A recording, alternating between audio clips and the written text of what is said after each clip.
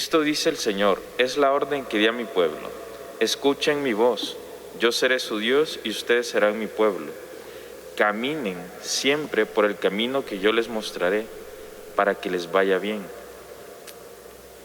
Esto es lo que nos está pidiendo el Señor, que lo escuchemos, pero nosotros no escuchamos la voz del Señor. ¿Y cuántas veces nos repite el Señor en su palabra que hay que escucharlo, que hay que obedecerle, que hay que seguir sus caminos?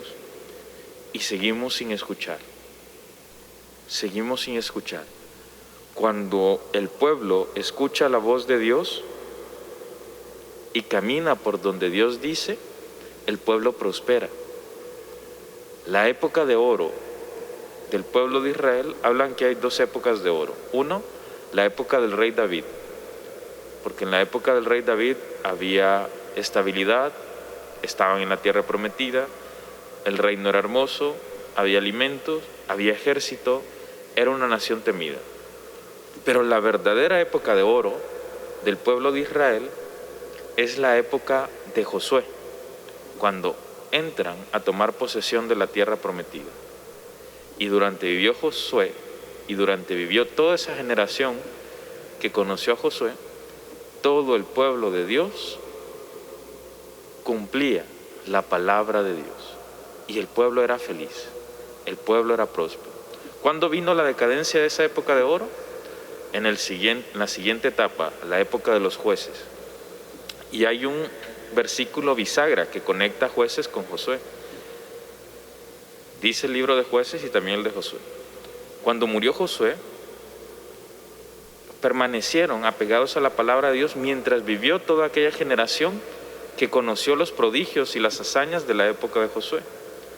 Pero cuando vino la siguiente generación que no conoció ni vivió esa época, comenzaron a alejarse de la palabra de Dios. Y ahí es donde comienzan a pecar. Ahí es donde comienza la idolatría. Ahí es donde buscan otros dioses. Dejaron de escuchar la voz de Dios. Dejaron de caminar por donde Dios les decía. Lo mismo nos pasa a nosotros.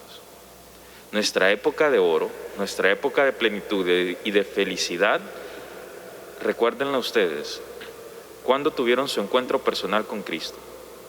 ¿Cuándo tuvieron su retiro? ¿No eran plenamente felices? ¿No estaban bien enamorados de Dios y querían que los demás se contagiaran de Dios? ¿Qué pasó? Dejaron de escuchar la voz de Dios. Dejaron de estar tan comprometidos. Dejaron de caminar por donde Dios decía que había de caminar.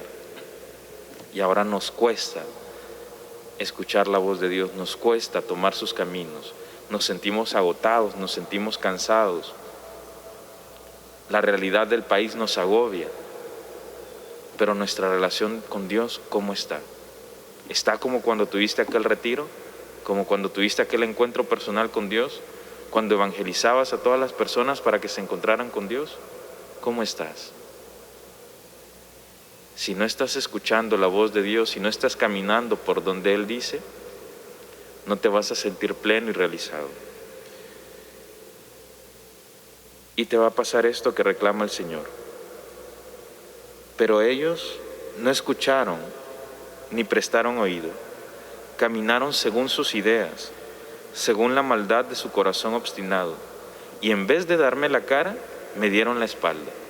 Cuando nosotros no escuchamos la voz de Dios, cuando nosotros no caminamos por su sendero, no damos la cara a Dios. Nos da pena, nos escondemos y salimos por la puerta de atrás. No queremos acudir al sacramento de la reconciliación porque nos sentimos indignos, porque no queremos comprometernos a no seguir pecando. Pero el Señor ahí nos espera, con los brazos abiertos, porque es misericordioso. Y mientras hay vida, hay tiempo. Todavía estamos a tiempo de darle la cara al Señor, recibir su perdón, porque es lo que vamos a recibir, y volver a caminar por donde Él indique.